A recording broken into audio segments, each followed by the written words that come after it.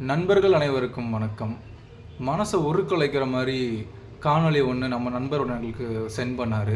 அதை நான் பார்த்ததுக்கப்புறம் என்னால் தூங்க முடியல, மனசு ரொம்ப வலிக்குதுங்க. அகமதாபாத்தில் நடந்த ஃப்ளைட் கிராஷ் எல்லாருமே கேள்விப்பட்டிருப்பீங்க. அதில் மொத்தம் 242 பேர் பயணம் பண்ணியிருக்காங்க. அதில் 2 கை குழந்தைங்க, 12 சின்ன பசங்க, 12 cabin crew members plus 2 pilots. அத்தனை பேரும் இறந்துருக்காங்க.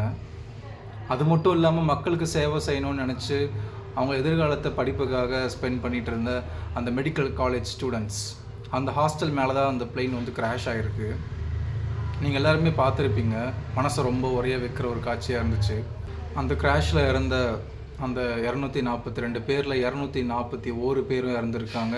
அதுவும் இல்லாமல் அங்கே ஃப்ளைட் கிராஷ் ஆன இடத்துல இருந்த மெடிக்கல் காலேஜ் ஸ்டூடெண்ட்ஸ் எவ்வளோ பேர் இறந்தாங்கன்னு கணக்கே இல்லை. இன்னுமே இன்வெஸ்டிகேஷன்ஸ் போயிட்டுருக்கு.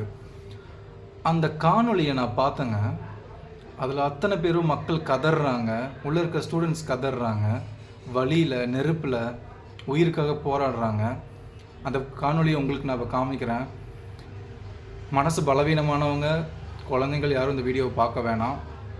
அதாங்க, அடுத்த நிமிஷம் நிச்சயம் இல்லாத வாழ்க்கை. முடிஞ்ச வரைக்கும் எல்லாரையும் சந்தோஷமாக வச்சுப்போம்.